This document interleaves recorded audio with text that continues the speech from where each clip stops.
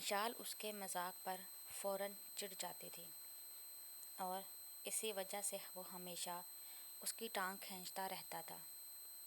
داریہ ان دونوں کو دیکھ کر مسکرا دی۔ جلدی سے تم دشمن کو علاقۂ غیر سے بھگاؤ اور اس کے بعد خود بھی تشریف لے جانے کی تیاری پکڑو۔ تب تک میں اور اشال نیچے کچن میں کافی بنا لیتے ہیں، کہتے ہوئے بھابھی نے باہر کا راستہ لیا۔ اشال نے بھی ان کے پیچھے چل دی۔ سنو اشال، شاہویز کی پکار پر وہ رک کر مڑی۔ ایک کپ کافی میرے لیے بھی بنا کر دے جانا۔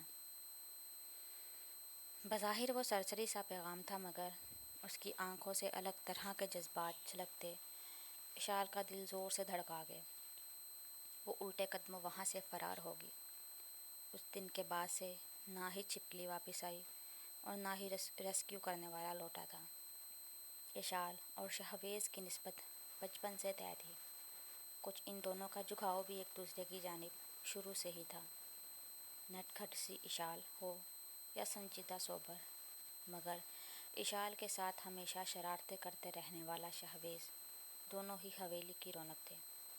اشال 14 سال کی تھی جب ایک فضائی حادثے میں اس کے والدین کے ساتھ ساتھ نوبیاحتہ جوانی کی حدوں کو چھوتے اکلوتے پیارے بھائی کا بھی انتقال ہو گیا تھا۔ حویلی میں کوہرام مچ گیا تھا۔ 3 میتیں ایک ساتھ اٹھی تو دلوں میں بس ویرانی ہی چھوڑ گئی۔ اس وقت شاہویز ہی تھا جس نے سب کو سنبھالا۔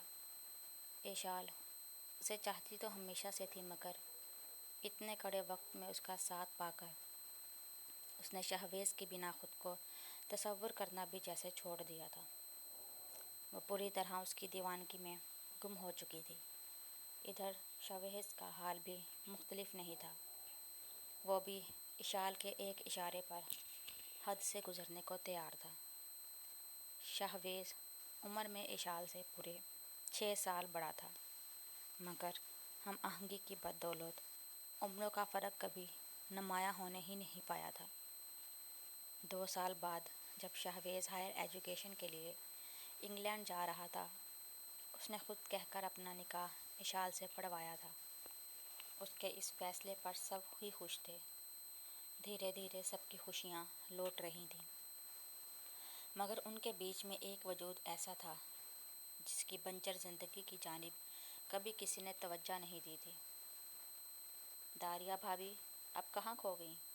سہانے خیالوں کو جھڑکتے ہوئے اشال نے چپ چپ سی بیٹھی داریہ کو مخاطب کیا۔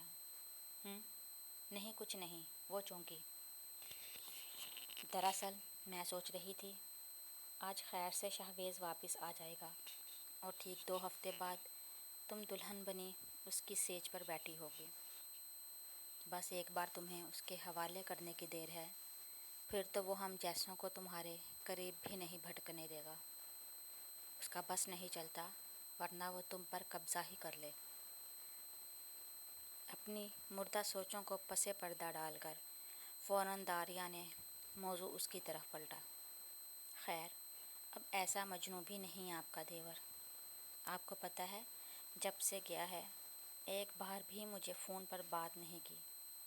موصوف خط لکھتے اور مجبوراً مجھے بھی کاغذوں پر اپنی ہتھیلیاں گھسانی پڑتی تھی۔ انتہائی پرانے زمانے ٹائپ کا عاشق ہے۔ بھلا انگلینڈ جیسے مصروف ترین معاشرے میں اتنا وقت نکال کر کون خط لکھتا ہے؟ وہ منہ بسور کر بولی۔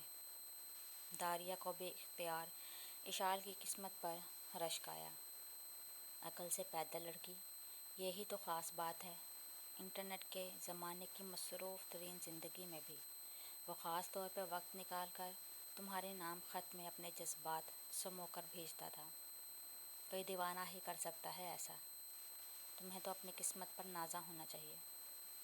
کوئی ایسا ہے تمہاری زندگی میں جو تمہاری خاطر کچھ بھی کرنے کے لیے تیار ہے۔ ہر کسی کی زندگی میں محبت جیسا قیمتی تحفہ نہیں ہوتا، قدر کیا کرو۔ داریہ کے لہجے کی اداسی اشال کے دل میں چبھی تھی۔ داریہ محض چند دن کی دلہن تھی جب مظاہر خان زادہ مٹی کے ڈھیر تلے جا سوئے۔ بیوگی کی چادر اوڑھے بے رنگ زندگی گزارتی۔ اپنی بھابھی پر اشال کو ترس تو بہت آتا تھا، مگر وہ ان کے لیے کچھ نہیں کر سکتی تھی۔